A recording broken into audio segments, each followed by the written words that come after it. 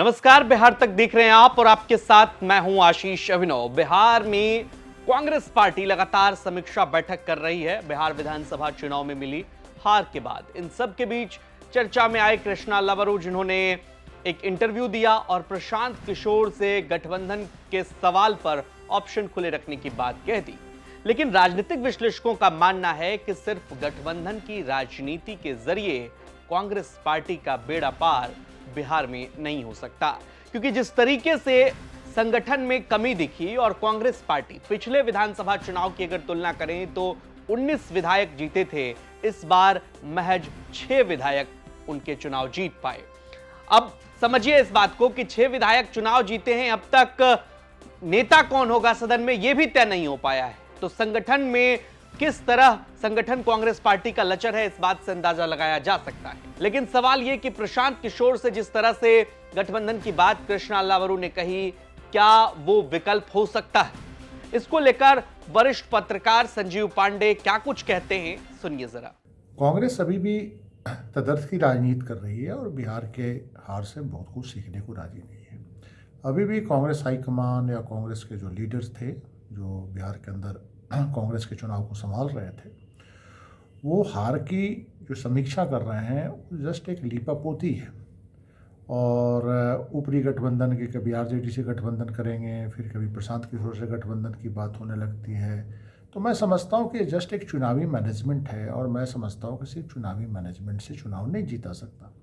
कांग्रेस की जो सबसे कमज़ोर जो नस है वो ये है कि कांग्रेस का ऑर्गेनाइजेशनल सेटअप बहुत वीक हो चुका है। जिला और ब्लॉक लेवल पे कांग्रेस के पास वर्कर्स नहीं है। और मैं समझता हूँ कि बिहार जैसे राज्य में जहाँ पे कांग्रेस चुनाव लड़ रही थी, कांग्रेस के लिए जो सबसे बड़ी परेशानी थी कि कांग्रेस का संगठन टोटली निचले लेवल पे गायब है। वैसे मैं सिर्फ ये बात करना कि अभी तेजस्वी यादव से गठबंधन था, आगे में क्या प्रशांत किशोर से गठबंधन हो सकती है, तो ये सारी चीज़ों से चुनाव नहीं जीता सकता। कांग्रेस को ये समझना होगा कि कांग्रेस का जो सबसे जो कमज़ोर पक्ष है उसको कैसे मजबूत करें। और पिछले लगातार 2014 से हार के बावजूद कांग्रेस जो है इस पक्ष की तरफ ध्यान नहीं दे रही है।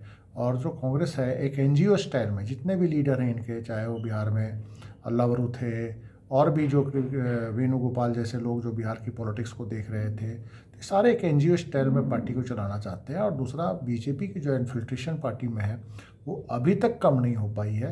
तो मैं समझता हूँ कि बिहार जैसे स्टेट को यही नहीं, बाकी राज्यों में भी जो आने वाले समय में चुनाव है बिहार के अंदर, कांग्रेस को ये ध्यान देना होगा कि ब्लॉक लेवल पे और जिले लेवल पे जब तक ऑर्गेनाइजेशन मजबूत नहीं होगा, कांग्रेस अपने दम पे सत्ता में आ नहीं सकती। कांग्रेस को दूसरे दलों का मोहताज होना पड़ेगा और सिर्फ परसेंटेज ऑफ वोट और सीटों की गणना से पार्टी मजबूत नहीं होती है।